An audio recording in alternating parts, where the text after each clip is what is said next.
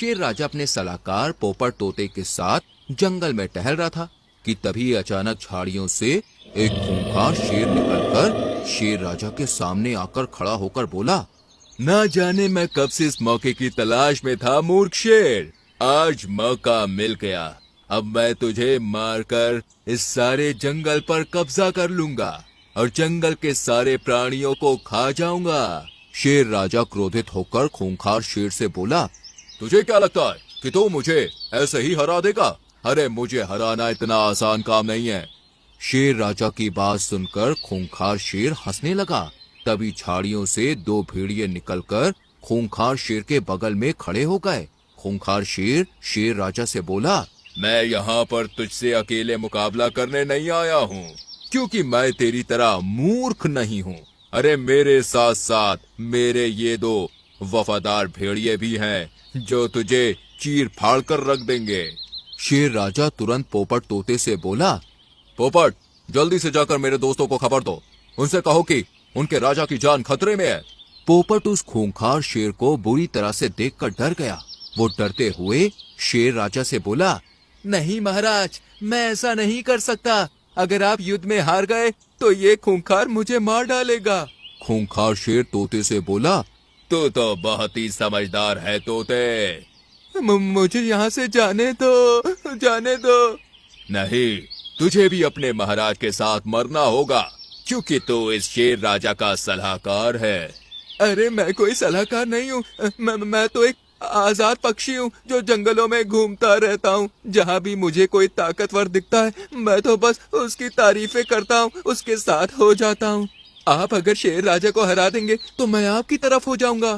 तूने मुझे क्या इस शेर राजा की तरह मूर्ख समझा है जो मैं तेरे जैसे चापलूस और मतलबी तोते को अपना सलाहकार बनाऊंगा? अपनी जान बचाकर यहाँ से भाग जा, नहीं तो बेमौत मारा जाएगा। पोपट तोता तुरंत अपनी जान बचाकर वहाँ से उड़नछू हो गया। खूंखार शेर शेर राजा के ऊपर हमला करने ही वाला था कि तभी काला कौवा वहाँ पर पहुँचा। काले कौवे ने बड़ी ही फुर्ती से खूंखार शेर की आंख के ऊपर हमला कर दिया और पेड़ पे जाकर बैठ गया। खूंखार शेर बुरी तरह से तिलमिला कर रह गया और गुस्से से बोला, मुझे कुछ दिखाई नहीं दे रहा, किस बेवकूफ ने मेरी आंखों पर हमला किया? तुम दोनों खड़े क्यों हो? उसे पकड़कर मेरे सामने लाओ। दोनों भेड़िए आसपास देखने लगे। तभी फिर से काले कौवे ने भेड़िए के ऊपर हमला कर दिया और वहाँ से भागने लगा। ये देखकर दोनों भेड़िए उसके पीछे भागने लगे। काला कौवा दोनों भेड़ियों को जंगल में बहुत दूर ले गया। वहीं दूसरी ओर मौका देखकर शेर राजा ने खूंखार शेर पर हमला कर दिया। खूंखार शेर को कुछ भी दिखाई नहीं दे रहा था। थोड़ी ही देर में शेर राजा ने खूंखार शेर को मार दिया। थक हार कर दोनों भेड़िए जैसे ही खूंखार शेर के पास आते हैं तो देखते हैं कि खूंखार शेर तो मरा पड़ा है। ये देखकर दोनों बहुत डर जाते हैं और दुम दबाकर वहाँ से भाग जाते हैं।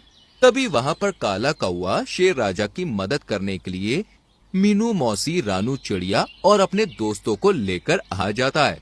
मुझे क्षमा कर दो मेरे सलाहकार दोस्त, इसका मतलब तुम बिल्कुल सही कह रहे थे। खूंखार शेर काफी समय से जंगल पर मुझ पर नजर रख रहा था और मैंने तुम पर विश्वास नहीं किया। और तो और मैंने तुम्हें पोपट की बातों में आकर बुरा भला भी बोला और तुम्हें सलाहकार के पद से हटा दिया। इतना बोलकर शेर राजा रानू चिड़िया और मीनू मौसी की ओर देखकर बोला, मुझे क्षमा कर दो रानू और मीनू, मैंने तुम्हें भी बहुत अपमानित किया है। महाराज, मैंने आपसे बोला था ना कि मुसीबत पड़ने पर अपने ही काम आते हैं। आप स्वयं देखिए कि आपका पोपट आपको अकेला छोड़कर भाग गया, मगर वही काला कौवा आपकी जान बचाने के लिए डटा रहा। मैं बहुत शर्मिंदा हूँ मेरे सलाहकार दोस्तों। मैं तुम्हारे पद पर तुम्हें दोबारा बैठाता हूँ और अपने जंगल में किसी भी विदेशी पक्षी या जानवर के आने की रोक लगाता हूँ। उस दिन के बाद से वो सब हंसी खुशी रहने लगे और इस तरह से काला कौवा जंगल का हीरो बन गया। तो दोस्तों, कैसी लगी आपको हमारी ये कहानी? अच्छी लगी तो लाइक और शेयर करके चैनल को सब्सक्राइब करें और बेल आइकॉन प्रेस करें। मिलते हैं अगली कहानी में, तब तक के लिए बाय बाय।